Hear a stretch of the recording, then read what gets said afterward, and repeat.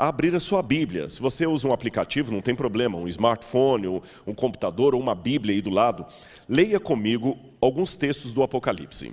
Eu quero começar e você vai entender o porquê dessa minha preocupação sobre a modernidade líquida. Apocalipse capítulo 13. Eu quero ler aqui a partir do verso 9. Apocalipse 13, verso 9 diz assim: Se alguém tem ouvidos, ouça. Se alguém tiver de ir para o cativeiro irá. Se alguém tiver de ser morto à espada, pela espada morto será. Aqui está a perseverança e a fidelidade dos santos. É interessante que se você olhar esse texto do Apocalipse, essa primeira parte que fala aqui, se alguém tiver de ir para o cativeiro irá, aqui João está citando quase textualmente uma passagem do livro de Jeremias, capítulo 15. E ali em Jeremias chama a minha atenção que este oráculo de Deus não é dado contra os ímpios. Esse oráculo de Deus é dado contra o povo que se recusa a ouvir a aliança de Deus. Ali o Senhor diz que ainda que Moisés e outros heróis da fé se interpusessem entre Deus e o povo intercedendo, ainda assim ele não se inclinaria para ouvir aquele povo. É interessante que certa feita no passado Moisés pediu a Deus: perdoa esse povo ou risca o meu nome do livro que o Senhor escreveu. Mas na hipérbole profética de Jeremias, Deus diz que ainda que isso acontecesse, ele não cederia, porque o povo quebrou definitivamente o pacto, a aliança com Deus. A releitura disso no Apocalipse me dá a entender que a perseverança dos santos vem no momento de grande apostasia do meio do povo de Deus. E ao mesmo tempo que a besta do Apocalipse é um poder apóstata, por isso eu não posso identificar a besta como sendo o islamismo, como sendo algum movimento não cristão, mas um movimento que sai do cristianismo, porque para ser apostatado um dia você teve que ser fiel. Esta besta, ela traz uma apostasia e a fidelidade do povo de Deus tem que ser mantida em meio a um momento em que outros estão quebrando a aliança. Outra coisa que me chama a atenção da besta do Apocalipse é que ela não parece ser um poder 100% ditatorial. Ela parece ser um poder carismático, porque diz que toda a terra se maravilhou seguindo a besta e dizendo: quem é tão poderoso como a besta?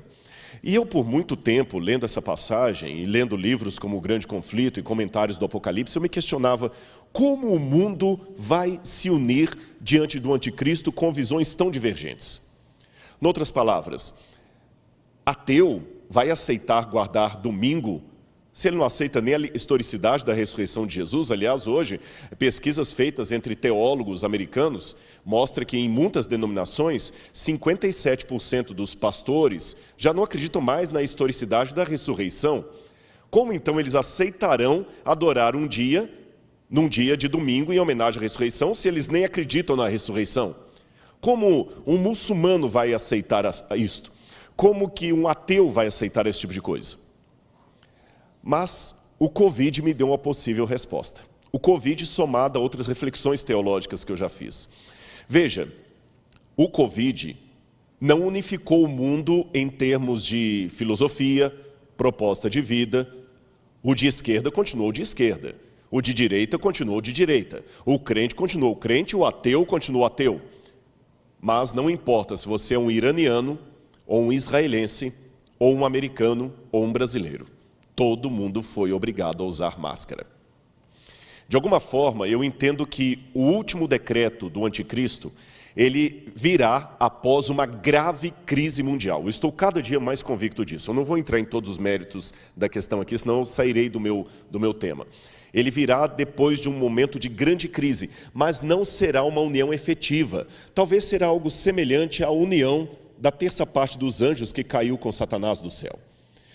Se a união só existe em Cristo, eu não consigo entender que os anjos do diabo são completamente unidos e fiéis um ao outro. Não. Fidelidade, união, amor, isto pertence à luz, pertence a Deus. Se é assim, como é a organização dos anjos caídos? Eu tenho comigo a impressão que eles se odeiam. Eles não podem se amar, porque o amor é só do lado de quem está com Deus. Eles se odeiam. Eles não são unidos como um time. A única coisa que os mantém coesos é o fato de trabalharem por uma causa perdida e saberem que Lúcifer é mais poderoso do que eles. Mas eles não são unidos porque têm um amor um pelo outro. Eles têm apenas um propósito em comum. Assim também, a união do mundo em torno do anticristo não será necessariamente uma união de ideias, de doutrinas. Eu acredito que quando o decreto dominical sair, o ateu continuará ateu, o muçulmano continuará muçulmano. Eles vão se unir a esse decreto por um motivo comum, mas não por uma união de ideias. Como hoje, o Covid obrigou pessoas de ideias tão opostas se unirem, ainda que momentaneamente, colocando máscara. Aliás, o próprio Apocalipse fala que os chifres que estão sobre a besta, em pouco tempo, odiarão a prostituta que está na besta. Mostra que não será uma união efetiva. Mas eu quero terminar essa minha explanação do texto bíblico com um ponto que serve de introdução para a palestra que eu quero dar para você nesse fim de tarde e início de noite. Continue sua Bíblia aberta agora em Apocalipse, capítulo 13, continuamos aqui no capítulo 13, nos versículos 16 em diante. Quando fala da marca da besta, diz assim: a todos os pequenos e os grandes, os ricos e os pobres, os livres e os escravos. Percebeu? Quando o decreto dominical sair, continuará havendo rico e pobre, livre e escravo, pequeno e grande. O mundo continuará assim. Mas o que os unificará, assim como aquela unificação dos agentes de Satanás, que não é necessariamente uma união, mas uma unificação apenas num único propósito, faz com que lhe seja dada certa marca na mão direita ou na testa, para que ninguém possa comprar ou vender, senão aquele que tem a marca, o nome da besta ou o número do seu nome. Se você olhar bem o Apocalipse, e o Michelson fez referência aqui a isto, o espetáculo paralelo de Satanás, eu vou fazer referências à palestra do Michelson e da Ágata, porque estão muito coadunadas, o Espírito trabalhou mesmo aqui nesse negócio. Se você olhar o espetáculo paralelo de Satanás, ele é refletido no Apocalipse. O diabo, ele não imita o caráter de Deus, mas ele faz uma paródia de Deus para enganar. Alguns rápidos exemplos apocalípticos. Cristo aparece como aquele que recebe o direito de se assentar no trono de Deus Pai. E ele se assenta no trono de Deus Pai como um cordeiro degolado, porque a palavra esfrazo no grego significa um cordeiro degolado, mas que estranhamente estava vivo, uma ferida de morte, mas que estava vivo. O dragão, que é o diabo, também tem uma das suas cabeças degoladas, ferida de morte, mas sobreviveu. Cristo estava vivo pela ressurreição. O dragão está vivo por uma falsa ressurreição. Ele sobreviveu, mas Cristo tem uma marca de degola no pescoço, o dragão também tem uma marca de degola no pescoço. Cristo se senta no trono de Deus Pai, e o dragão dá também o seu trono à besta. Cristo coloca na testa dos 144 mil o seu selo de propriedade. E a besta coloca na testa das pessoas, não o seu selo, porém a sua marca. E qual a diferença entre selo e marca? Quando você vai tanto no original grego do Apocalipse, como na cultura romana daquela época, era interessante notar que o selo significa alguém que tem uma propriedade, que pertence, uma identidade. Selo, grave aí, se você estiver anotando essa palestra, anote. Selo, eu estou agora não falando só da Bíblia, estou falando do mundo em que a Bíblia foi escrita, desde a época da Mesopotâmia, passando pelos persas, gregos. Aliás, no Museu do NASP, do campus de Engenheiro Coelho, nós temos, no Museu de Arqueologia, uma coleção de selos originais dos tempos da Bíblia. E quando a gente examina esses selos, chama a minha atenção que eles têm uma marca, ou melhor, uma identificação. Selo tem a ver com a identificação daquele ou daquilo que é selado. Se você sela uma carta, é para dar identidade à carta. Se você sela uma pessoa, é para dar identidade à pessoa. Porém, a marca é diferente. No mundo greco-romano, época em que o Apocalipse foi escrito, na época de Roma, a marca era dada sobre escravos ou pessoas que, de alguma forma, perdiam a sua classe social. Um escravo, por exemplo, ao receber uma marca na testa, poderia, por exemplo, muitas vezes escrever apenas assim, fugitivus, que significa escravo fujão. A marca tira a identidade da pessoa. A marca era colocada, por exemplo, uma prostituta, uma mulher que perdia o direito de ser uma mulher de renome, uma matrona na sociedade romana, ela recebia uma marca, podia ser com ferro quente na testa, desde a época da Grécia, ou seja, as marcas nunca eram bem vistas na sociedade greco-romana, porque a marca era algo para tirar a sua identidade. O selo dá a identidade. Você percebeu o paralelismo ou o paradoxo? Cristo dá para você um selo, porque ele lhe dá uma identidade. O anticristo propõe uma marca, que vai justamente tirar a sua identidade. Aí chama minha atenção que a marca do anticristo é dada sobre a mão direita e sobre a testa. Como ele sempre faz uma paródia dos atos de Deus, já dei exemplo aqui do dragão, dando o trono à besta, do cordeiro imolado e do dragão também imolado. Qual seria a paródia do anticristo ao colocar uma marca na testa e na mão? Por que não na perna? Por que na testa? Bom, era na testa que os escravos eram gravados, mas tem algo a mais.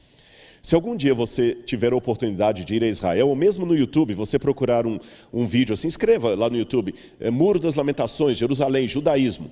Você se deparará com a cena de alguns judeus orando com uma caixinha preta aqui na testa e outra que eles geralmente seguram na mão esquerda. E essa caixa tem uma tira de couro. E ele, quando vai fazer a oração dele, ele coloca aquela caixinha no Muro das Lamentações e vai fazer a oração dele. Baruch haba Beshem Adonai Eloheinu melech. E aquela caixinha preta é chamada de teflim em hebraico. Teflim vem da palavra tefilá, que significa prece ou preces no plural. E de onde vem a ideia dessa caixinha preta na testa e na mão? Se você depois olhar a sua Bíblia no livro de Deuteronômio, capítulo 6, verso 8, ou também em Êxodo, capítulo 13, verso 6, você vai ver que Deus mandou que os hebreus colocassem por frontal, entre os olhos, na testa e na mão, um resumo da lei. E os judeus realmente colocam naquela caixinha um resumo da lei. Eles colocam 4 textos do Antigo Testamento. Um deles é o Shema Israel. Shema Israel, Adonai Eloheinu, Adonai Echad. Ouve, ó Israel, o Senhor teu Deus é único. E se você procurar a enciclopédia judaica, por exemplo, ela vai explicar que esse fato do judeu usar uma caixinha preta na testa e na mão significa a disposição máxima da identidade judaica. Através daquilo, ele está mostrando que ele é judeu e está fiel à lei de Deus. Com esse contexto em mente, lembrando que o Apocalipse foi escrito por um judeu e por uma igreja que tinha uma parte de membros vindos do judaísmo, Deus partiu do conhecido para o desconhecido. Mostrou para João que no futuro haverá um grande desafio para o povo de Deus que tem a ver com a fidelidade aos mandamentos e a identidade do povo de Deus. A identidade. Com isto em mente, eu posso começar a minha palestra agora para você sobre, não o adventismo líquido, mas sobre os tempos líquidos em que estamos vivendo. Eu quero começar com uma parábola para você. Preste atenção nessa história que eu vou colocar. Que romance poderia haver entre um rato e um ferro de passar roupas? Eu quero contar uma parábola sobre a identidade. Essa parábola seria mais ou menos o seguinte: Jesus contava parábolas, então vou imitá-lo. Havia uma casa que tinha um ratinho muito esperto, que vivia correndo na cozinha para todo lado, driblando a vassoura da dona da casa, driblando as ratoeiras, as armadilhas, e feliz. Mas era um rato solitário, que não sabia o que era ser rato. E um dia, nas suas andanças pela casa, aquele ratinho viu que a dona da casa estava passando roupas, e ela colocou o ferro de passar roupas assim em pé. Mas o ferro estava desligado. E ele, curioso com aquele objeto, subiu, e quando ele viu o ferro colocado ali como um espelho, ele viu seu próprio reflexo ali no ferro. Como ele nunca tinha tido contato com nenhum outro rato, ele era solitário, ele olhou aquele reflexo e assustou um pouco, e depois fez oi, e o reflexo respondeu oi. Ele levantou a patinha, e o reflexo levantou a patinha. E ele pensou, puxa, eu tenho um companheiro. Será uma companheira? eu posso ficar até melhor, não vou ser mais um rato solitário. E daqui a pouco a dona chegou e ele, vem, corre comigo. Só que o reflexo correu para um lado, ele para o outro, é óbvio. E ele ficou triste, amargando dias e dias de depressão, esperando pela ratinha dele que ele não via mais. Na semana seguinte, a dona da casa foi passar a roupa.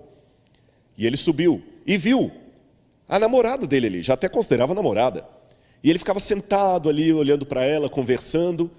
Na verdade, ela só repetia o que ele falava ao mesmo tempo que ele, mas ele não era tão exigente assim, estava cada dia mais apaixonado. Até que depois de algum tempo, ele arriscou pedir um beijinho. E quando ele foi beijá-la, queimou a boca dele. Ele saiu correndo desesperado, falando, puxa, quem pode entender as ratinhas? Ela estava tão de bem comigo, por que ela me machucou? Era só falar que não queria o beijo.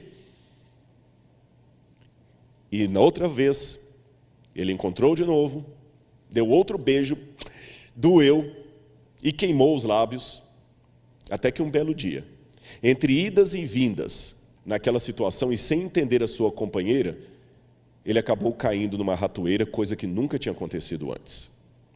Moral da história. O fato do rato não saber quem ele era, o fez se apaixonar por um ferro de passar roupas. Mesmo sendo ilógico a imaginar que possa existir uma relação entre um ferro e um rato. Mas a falta de identidade provoca essas coisas. Há muitas pessoas que, por não saberem quem elas são, acabam se relacionando com aquilo que não faz sentido pela crença dela, pelo código de valores dela. E é esse o alerta que nós temos desses tempos líquidos. E para isso, eu vou colocar a problemática que eu tirei desse livro aí. Esse é um livro muito interessante. Ele foi organizado por autores, muitos deles até que não são religiosos. É uma antologia de artigos e eu peguei esta parte do capítulo Repensando a Igreja na Modernidade Líquida, de Kieves de Groot. Ele escreveu o seguinte: um aspecto está assombrando o mundo cristão, o espectro da igreja líquida. Igrejas sólidas tentam acusá-lo ou contê-lo, no entanto, um movimento está começando a aparecer. Novas manifestações de ser igreja estão tomando forma, enquanto as antigas instituições estão desgastando continuamente. Sites, festivais, publicações religiosas e encontros sugerem uma rede de crentes cristãos caracterizada por uma avaliação positiva da pós-modernidade e transcendendo as distinções entre conservadores e liberais. Esse movimento da igreja aparece sob vários nomes: igreja emergente, nova igreja, novo paradigma, igreja líquida. Eu repito, essa fonte que eu peguei aqui é uma fonte secular, não são autores piedosos, nem da Casa Publicadora Brasileira, porque, pela minha área filosófica, eu também navego ali fora para ver o que eles estão dizendo. E eu estou me surpreendendo de encontrar muita coisa que eu acredito ali. Note, se eu apenas citasse esse texto aqui para você, sem dar a fonte, você diria, isso aí é alguma coisa que a igreja escreveu que você está querendo colocar. Não, são estudiosos, em outras palavras. Você que está clamando tanto para que haja uma outra igreja, uma nova igreja adventista, e o Michelson leu de maneira muito clara aqui Ellen White, eu vou fazer parceria agora, lendo praticamente o que Ellen White falou, mas por autores que não são da igreja adventista. Ou seja, há sociólogos, há psicólogos, filósofos e estudiosos do comportamento humano que estão observando essa tendência de liquidificar a igreja sólida, em novos formatos. E eles mesmos estão levantando alerta. Eu estou lendo um livro muito interessante agora, também não terminei de ler ainda, que é escrito até por ateus, dois ateus, um de Harvard, outro de Yale, que falam justamente sobre a pós-modernidade e o que eles estão percebendo, como é que essa pós-modernidade está emburrecendo as pessoas. Mas sobre isso eu falarei numa outra oportunidade. Agora, para a fundamentação teórica, que eu quero me valer de um autor muito famoso e muito conhecido, que você talvez já esbarrou no nome dele por aí. Eu vou colocar na tela quem é esse autor. O nome dele, Zygmunt Bauman. Você já está aparecendo para você. Zygmunt Bauman. Zygmunt Bauman é um dos maiores intelectuais do século XX, sociólogo polonês agnóstico. Então, já admito para você que ele, por ser agnóstico, eu vou apresentar algumas discordâncias dele também. E ele que cunhou essa ideia de modernidade líquida.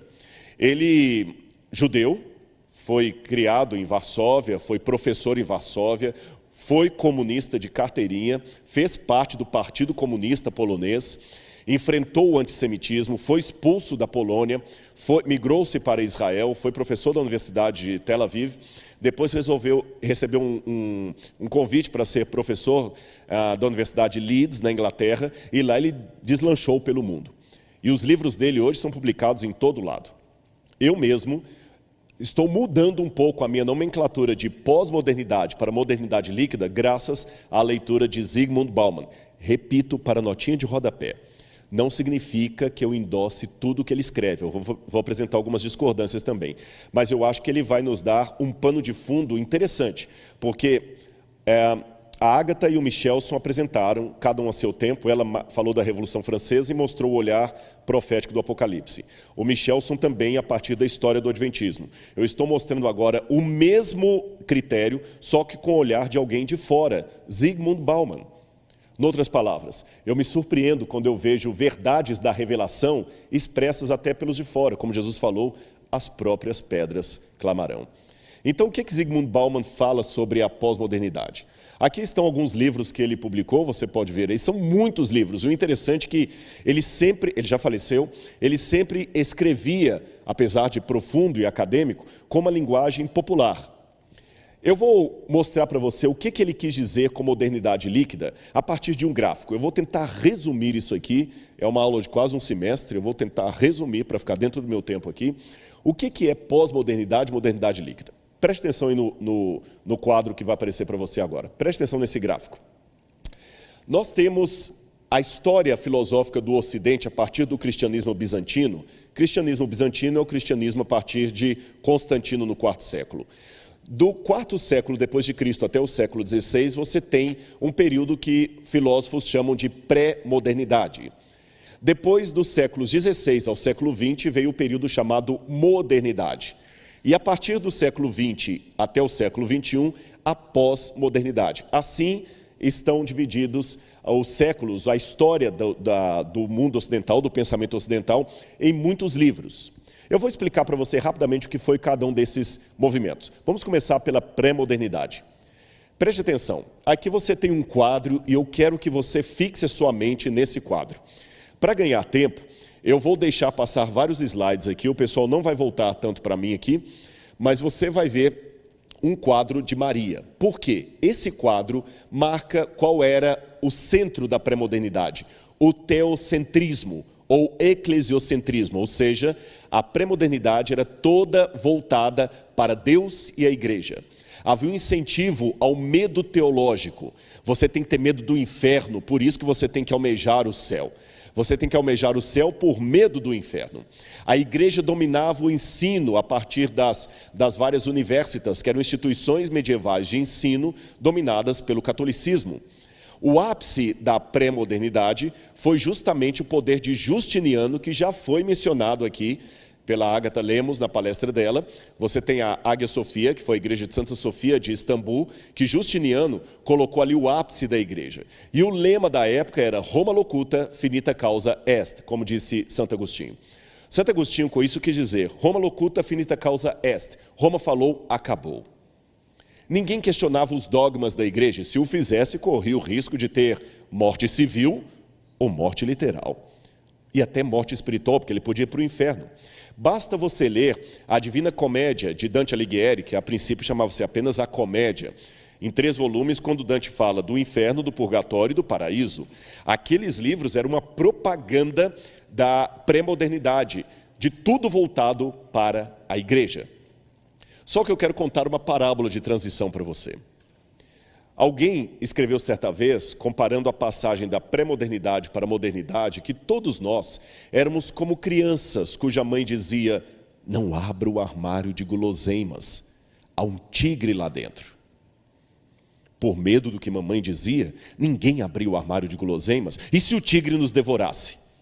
Mas a parábola diz que nós crescemos, criamos coragem, e mesmo trêmulos, abrimos a porta do armário. E para surpresa nossa, não havia tigre nenhum lá dentro. mamãe mentiu para nós. E os doces eram uma delícia que nós estávamos perdendo tempo de experimentar. Explicando a parábola, essa criança com medo do tigre no armário era a humanidade pré-moderna.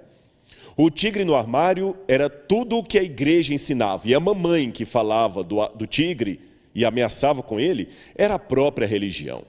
Só que a humanidade agora se tornou moderna, abriu a porta do armário, descobriu a ciência, percebeu que o tigre não estava lá dentro e que mamãe mentiu para nós. Aí nós podemos inaugurar a modernidade. Veja agora na sua tela. A modernidade é caracterizada justamente por essa mudança. Você percebeu o primeiro quadro? Mostrava Maria. Agora é a Mona Lisa. Os quadros, as artes, não agora representam apenas o sagrado, agora representam também o profano, representam também o secularizado. O centro da modernidade não é mais Deus, porém o ser humano é antropocêntrico e o cientificismo. Agora um incentivo ao otimismo científico, o progressismo, Augusto Comte, e também um incentivo para a sociedade, produtivismo. O secularismo começa a dominar o ensino. Você não tem apenas as universidades dominadas pela igreja, mas você tem agora também a universidade, nascida na França. O ápice disso, já mencionado na palestra anterior, é Robespierre. E o lema é o lema de Descartes, cogito ergo sum. Curioso que quando Descartes diz cogito ergo sum, penso logo existo, Descartes não estava indo contra a fé. Descartes foi cristão. Pelo contrário, ele estava propondo um método cartesiano de demolir um prédio para reconstruí-lo em novas bases. Porém, a proposta que se seguiu depois do raciocínio cartesiano foi justamente de anular a fé e tudo mais. E o que está no coração de tudo isso? A Revolução Francesa. Robespierre, que foi mencionado pela jornalista Agatha Lemos aqui, e que eu menciono, ele propôs, a princípio, pautas muito próprias. Você que está preocupado, por que a igreja não é mais agressiva sobre as pautas? A igreja é. Por favor, a igreja é. Mas estude a Revolução Francesa. E se você não viu a palestra, a primeira palestra da Agatha, por favor, veja. Leia sobre a Revolução Francesa. Eu conheço Versalhes, eu conheço Paris. Quando você vai ao Palácio de Versalhes, que você vê a pompa que Luís XVI ficava, e a situação do povo, e Maria Antonieta gastando, e o povo passando fome, você entende. As pautas sociais da Revolução Francesa são corretíssimas. Igualdade, fraternidade, liberdade. O problema é que pautas corretas com método errado dão desgastes. Já dizia Burton, quem não aprende com a história está fadado a repeti-la. A minha preocupação com aqueles que estão brigando tanto, por que a igreja não é agressiva com as pautas sociais, é porque eles certamente não conhecem a história da Revolução Francesa. Porque se conhecessem a história da Revolução Francesa, não brigariam tanto com a igreja, não exigiriam tanto da igreja que repita o método de Robespierre. Apenas para dizer para você, Robespierre depois começou a guilhotinar todo mundo e ele mesmo foi vítima da própria guilhotina que ele tanto sancionou. No final das contas, a França virou um buraco. Nós devemos sim ter as pautas sociais como parte da nossa plataforma, mas não do modo revolucionário como querem os iluminados filhotes da Revolução Francesa. Sim, porque a Revolução Francesa deixou seus filhos e filhotes, até hoje. Eu vejo muitas pessoas repetindo os mesmos lemas de Robespierre e de todos os outros iluminados que derrubaram a Bastilha. O cristianismo vai falar das pautas sociais através da ação.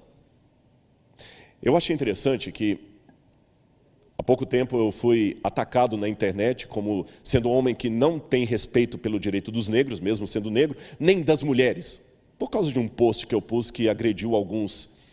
Deixe-me dizer a você duas coisas. Acusar a igreja de ser de direita é não conhecer a teologia da igreja. Foi bem colocado pelo Michelson Borges aqui, a igreja adventista não é oficialmente nem de direita nem de esquerda. Aliás, essa questão de direita e esquerda foi uma coisa criada pela Revolução Francesa. Foi justamente quando todos estavam reunidos ali no parlamento, alguns a favor do rei, outros contra o rei, os mais nobres e os menos nobres, que as pessoas começavam no parlamento francês a sentar do lado direito e do lado esquerdo.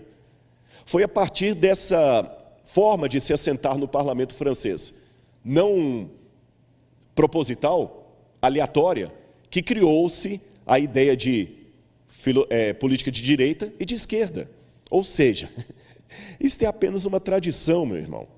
Se você acha que a igreja agora tem que ser de direita ou de esquerda, você nem entende o que é direita ou esquerda ou o papel do cristianismo.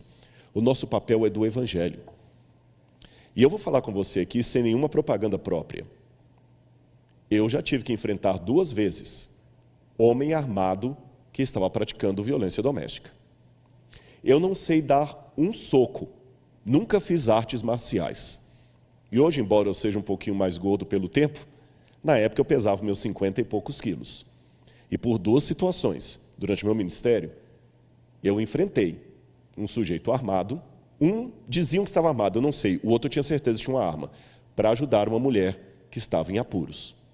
Então, desculpe-me, eu não sou o defensor das mulheres só de internet. Não é com Twitter que você mostra que você realmente é um defensor da causa das mulheres. É tendo a coragem de enfrentar um homem com arma.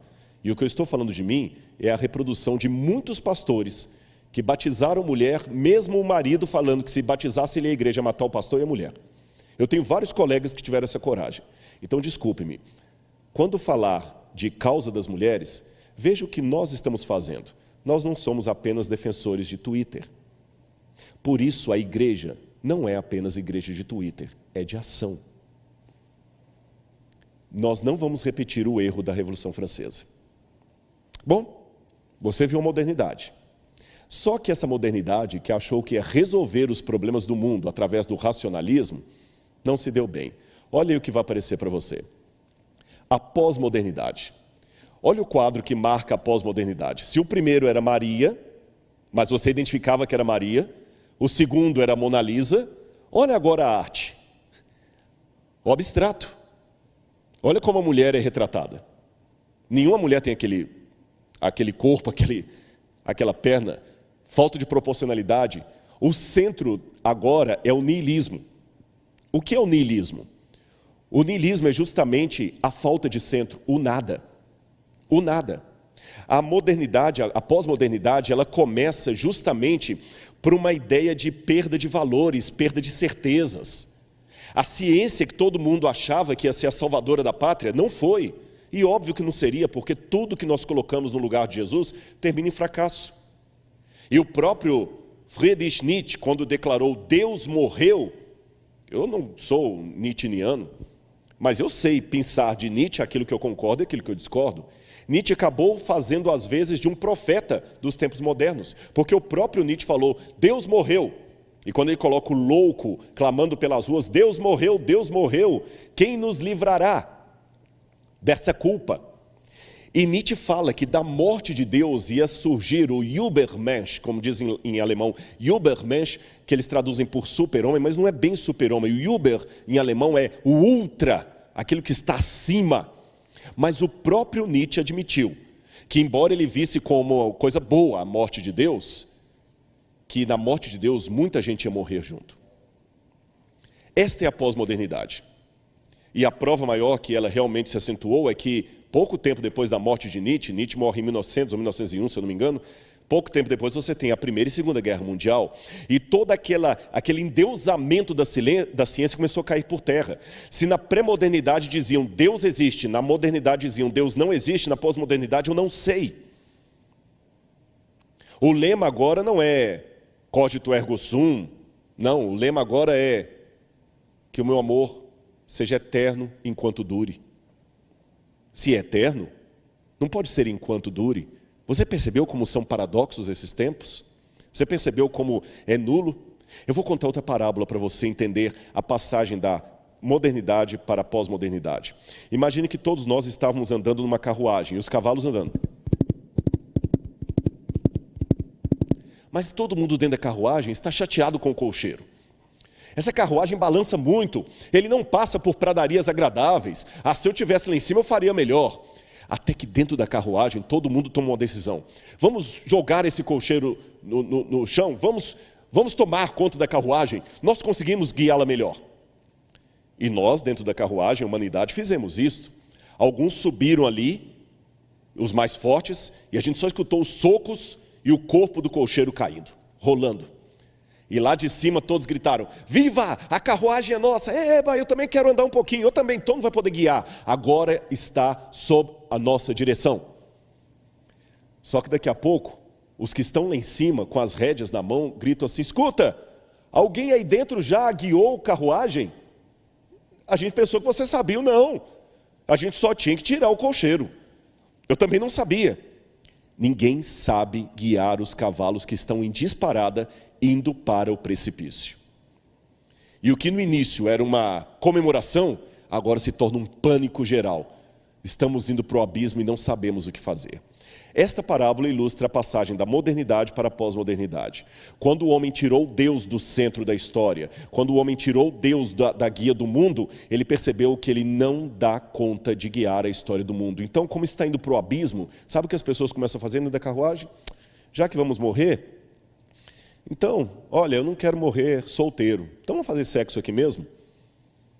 Olha, eu não quero enfrentar a dor da morte, então eu vou fumar um baseado, vou ficar bem doidão que pelo menos eu não sinto nada.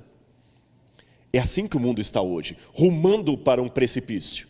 E por isso que as pessoas estão correndo tanto da realidade, porque se elas pararem, elas pensam, se elas pensarem, doem. E aí vem agora a parte de Zygmunt Bauman. Bauman fez críticas à pós-modernidade, ele não aceitou esse termo pós-modernidade, porque ele acha que nós não estamos a partir da modernidade, nós estamos apenas tendo um desdobramento do que já aconteceu. Para falar pós-modernidade, tem que ser algo que vem depois, que rompe com a modernidade. Nós não rompemos com ela, nós apenas a transformamos. Aí ele prefere tratá-la de modernidade líquida. E ele mesmo disse, escolhi chamar de modernidade líquida a crescente convicção de que a mudança é a única coisa permanente. E a incerteza é a única certeza. O que Bauman quis dizer? Bauman quis dizer o seguinte, nós saímos de uma modernidade sólida, com princípios, com valores, com certezas, e caímos numa modernidade líquida. E se você olhar bem, qual a característica do líquido? Bom, o líquido toma a forma do invólucro onde ele está. Se você está com uma garrafa de, sei lá, de refrigerante, o líquido vai ficar no formato da garrafa de refrigerante. Mas se você quebrar aquela garrafa de refrigerante, ele não sustenta a forma dele, ele acaba derramando. A sociedade está assim. As pessoas não têm convicções, eles têm formas e ficam nelas enquanto lhes for conveniente. A hora que esta forma quebra, elas também derramam como água, porque elas são líquidas. E como meu tempo já está esgotando, eu vou adiantar um pouquinho aqui do que diz Bauman. Bauman aplica esse conceito de liquidez da modernidade a vários elementos. Sociedade, casamento, família, crenças, valores. As pessoas hoje elas não ficam firmes muito tempo, porque a hora que o invólucro perde a forma, a água também perde a forma. Eu ainda vou ilustrar mais para você ficar bem claro o que Bauman quis dizer. Se eu pegar um copo d'água, pastor, me presta um copo d'água qualquer aí. Tanto faz, pode ser cheio. Já que eu estou falando de modernidade líquida, aqui, olha, eu estou com a água aqui. Você está vendo? A água está exatamente no formato cilíndrico desse copo. Mas se eu pegar essa água e derramá-la numa garrafa de Coca-Cola, não é propaganda? Não beba Coca-Cola. Se eu colocar essa água numa garrafa de Coca-Cola, ela vai assumir o formato da garrafa de Coca-Cola. Se eu colocá-la num prato, ela vai assumir o formato do prato. E é assim que a sociedade está hoje. Ela assume o formato que lhe for conveniente. Agora, preste atenção se não é isso que nós estamos vendo. Eu chamo a atenção, eu li esses livros falando do cristianismo, da religião de um modo geral, mas deixe-me falar do adventismo. Eu não tenho ainda um estudo de caso que convalide a hipótese que eu vou apresentar para você. Mas eu tenho a impressão que nós estamos hoje tendo um formato de membresia na Igreja Adventista que é um pouco diferente de quando eu me tornei membro da igreja. Por quê? Quando eu me tornei membro da igreja, era assim que funcionava. A gente chegava na igreja e tinha as famílias da igreja. O ancião, que já era talvez terceira geração de adventista, quarta geração de adventista. Às vezes o batismo era da família inteira, batizava o pai, a mãe e os filhos. Eu estou tendo a impressão, pastor Gilson, desculpe que eu já estou fora de distrito há muito tempo, que isso está diminuindo. Nós estamos mais tendo batismo de pessoas individuais. Está cada vez mais raro o batismo de famílias inteiras. É uma pessoa que vem. Pode até vir depois a mãe, a sogra, mas uma pessoa. E a média de permanência de muitas pessoas na igreja, 3 anos ela já está saindo. Não está mais ficando 20, 30 anos. Modernidade líquida. Percebeu? As pessoas agora ficam por conveniência. Elas não se sentem mais, o padrão de conversão no passado era assim. O sujeito estava aqui, preste atenção, ele estava aqui, toda sexta-feira ele ia jogar sinuca com os colegas no barzinho e tomar cerveja. Só que agora ele se converteu para uma igreja. Quando ele se converteu, ele passa por um processo de desassocialização. Porque os colegas de bar começam a fazer chacota dele, bullying. Ah, o Zé agora é crente, agora ele só usa terno. Ele só vestiu terno para tirar foto para o exército, agora ele usa terno. E ele passa na porta do boteco lá com a Bíblia debaixo do braço, com a família, e pega o ônibus, vai para a igreja, eles debocham. Alguns até o excluem do grupo. Uma vez inserido na comunidade religiosa, esse Zé que eu mencionei, ele muda a linguagem dele, ele passa agora a ter cargo na igreja. O filho passa a namorar a filha de um outro irmão da igreja, eles agora se tornam consogros. O menino entra para o desbravador, começa a cantar as músicas da igreja. Ele muda o corte de cabelo dele, ele muda as roupas dele. Ele agora é um membro da igreja. Até o linguajar muda. Bom, esse que eu descrevi foi o processo de conversão que eu costumava ver há 20, 30 anos atrás. Hoje está havendo uma nova modalidade de evangelismo. As pessoas querem vir para a igreja, mas elas não querem ser incomodadas nos hábitos dela. Ela não quer mudar o jeito de vestir. Ela não quer mudar o jeito de falar. Ela não quer vir à igreja para ser uma serva da mensagem e do Deus dessa mensagem. Ela quer vir à igreja como um cliente assume a conta de um banco. E cliente sempre tem razão. Ele não devolve o dízimo, ele paga cotas de mensalidade. E o dia que a música não o agradar, que o pastor não o agradar, ele muda de igreja como se muda de banco. Cristianismo líquido. Perceberam? Eu não concordo com tudo de Bauman. Eu vou mostrar para vocês um ponto que eu discordo de Bauman. Vou até antecipar aqui um pouquinho. Por favor, coloca na tela isso aí. Eu estou adiantando a minha palestra por causa do tempo, mas isso aqui eu quero chamar a atenção porque o Michelson mencionou isso. Eu confesso, Michelson, que eu já li o Capital, mas eu não li o Manifesto Comunista completo. Eu li umas partes dele. Mas eu me surpreendi quando Bauman diz o seguinte, e ele foi educado no movimento comunista polonês. Ele observa que já no Manifesto Comunista havia um prenúncio da modernidade líquida. Um prenúncio que sublinhou que tudo o que é permanente deve ser liquidado. Excessivamente estática, a sociedade coagulada precisa ser diluída e a realidade precisa ser liberada do jugo de sua própria história. Vou ler mais uma passagem do Bauman. Está no livro Modernidade Líquida, página 7. Olha a intenção comunista.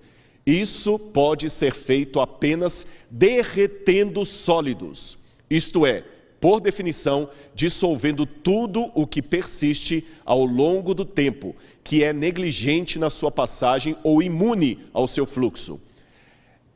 Essa intenção, chamada por sua vez de profanação do sagrado, para repudiar e destronar o passado, em um primeiro lugar, a tradição, a saber, o sedimento e o resíduo do passado no presente. Portanto, exigia o esmagamento da proteção, da armadura forjada de crenças e lealdades que permitiam aos sólidos resistir à liquefação.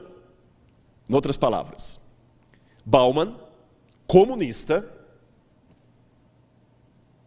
agnóstico, ele não é evangelista da TV Novo Tempo, nem distrital da Paulista Sul. Bauman falou que a modernidade líquida estava dentro dos planos já expostos no Manifesto Comunista, que sabiam que a única forma de implantar um comunismo que ia colocar o marxismo em todo mundo era tornar líquidos os sólidos, profanar o sagrado. Então, quando você diz, a igreja tem que entender que tomar a causa da mulher, do negro, do homossexual não é marxismo, leia Bauman. Na forma como está sendo colocada, é marxismo, ponto. Zygmunt Bauman, ponto. Tá bom? Não é Ellen White. O Michelson foi mais piedoso que eu estou mais secularizado. Ele citou Ellen White, você está Bauman. É marxismo. Eu não concordo com aquele filósofo do presidente lá, o Olavo de Carvalho. Muita coisa que ele fala eu acho muito arrogante. Mas você percebeu que eu consigo ler autores dos quais eu discordo, a guisa de ilustração Nietzsche, e saber o que eu concordo com ele e o que eu discordo. Eu discordo de Olavo de Carvalho em muitos pontos. Mas a expressão marxismo cultural, ela tem fundamentação teórica, sim, senhor. Está ali, estude isso. E a igreja está atenta para isso, para não perder a sua identidade. E eu quero colocar aqui alguns pontos que eu vejo como é que a família foi transformando. Isso Bauman mostra.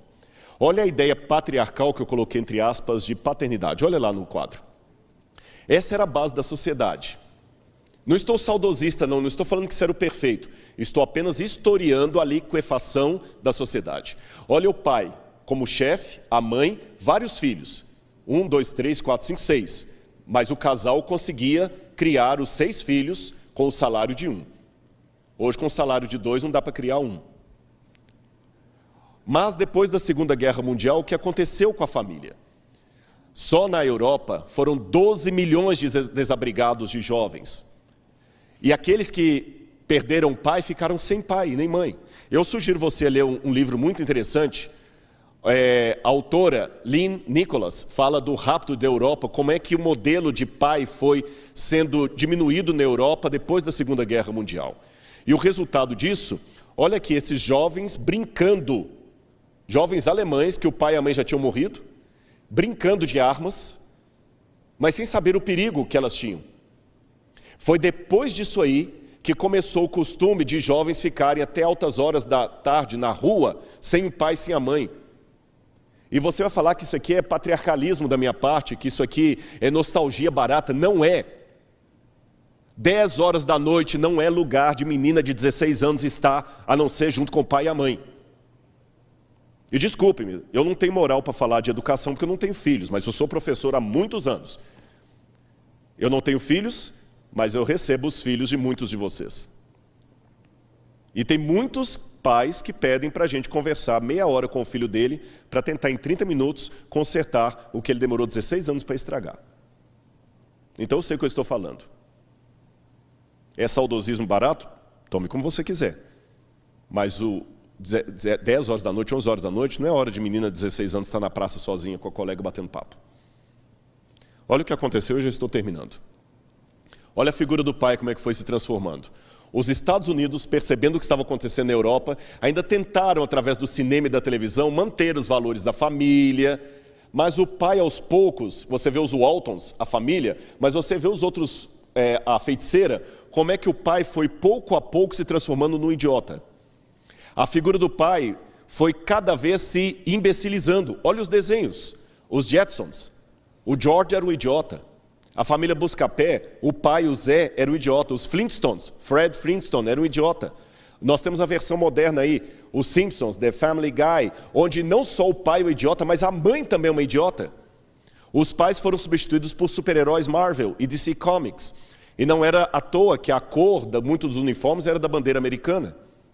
Ou seja, nós fomos aos poucos perdendo toda a nossa referência. E aqui vai os desafios para a igreja adventista. Primeiro, a modernidade líquida, meus irmãos, perdeu a noção de metanarrativa. Isso Bauman fala. Eles não falam mais de projeto para a vida, e isso é muito sério, porque nós trabalhamos com metanarrativa. O framework do nosso campo doutrinário é o santuário e o grande conflito. Se eu tirar da igreja adventista a doutrina do santuário e o tema do grande conflito, nós perdemos o nosso papel. E a metanarrativa hoje justamente quer perder a noção de história.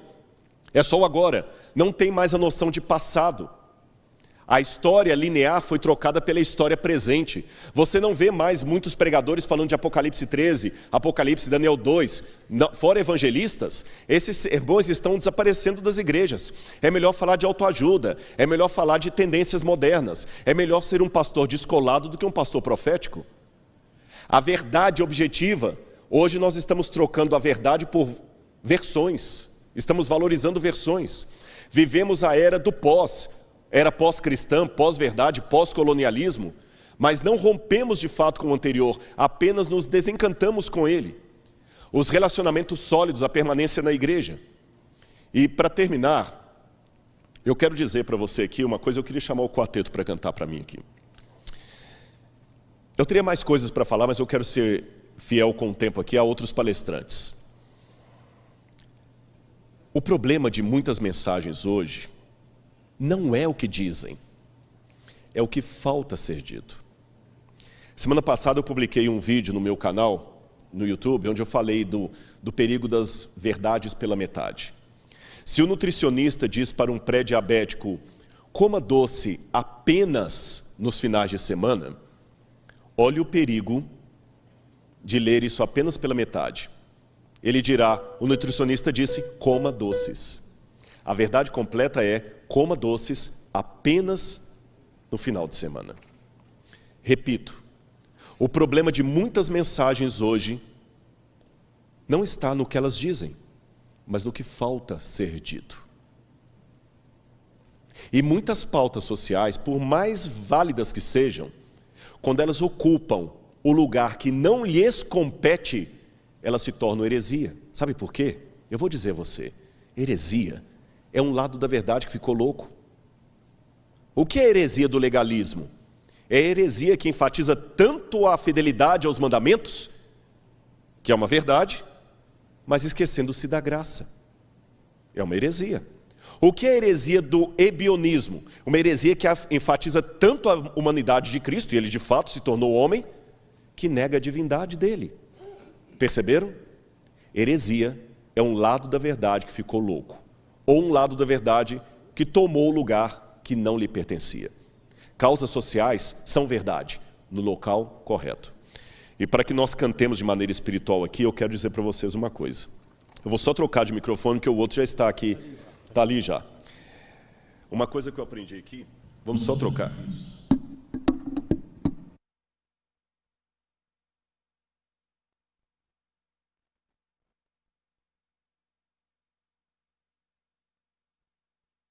Temos que ter equilíbrio em tudo. Isso é mentira. Sabe por quê? No Apocalipse, capítulo 3, a Laodiceia, Jesus disse assim, quem deras fosses quente ou frio. Quente é um extremo, frio é outro. E o que é o morno? É o equilibrado. Porque tu és morno, eu vou te vomitar. Mas Jesus vomita o equilibrado? Sabe o que eu aprendi? Nós devemos ter equilíbrio apenas nas coisas de Deus. Eu tenho que ter equilíbrio entre orar e trabalho missionário. Eu tenho que ter equilíbrio entre recreação e estudo. Nisso eu tenho que ter equilíbrio. Eu tenho que ter equilíbrio entre ano bíblico e dar folheto. Mas, no que diz respeito a Deus e o mundo, eu não posso ter equilíbrio. Eu tenho que ser radical. Não posso ter equilíbrio entre o céu e o inferno. Não posso ter equilíbrio entre a igreja e o mundo. Aí eu tenho que assumir posição radical, porque segundo o Apocalipse, Jesus vomita os equilibrados. E eu estou esperando esse Jesus voltar. Por isso que nós cantaremos agora o primeiro verso que eu aprendi da igreja adventista, que é justamente João 14, 1 a 3. Vamos ouvir essa mensagem para honra e glória de Jesus. E enquanto você estiver ouvindo aí na sua casa, a maratona não acabou, mas fique em atitude de oração, entregando o seu coração a Deus e desejando a volta de Jesus.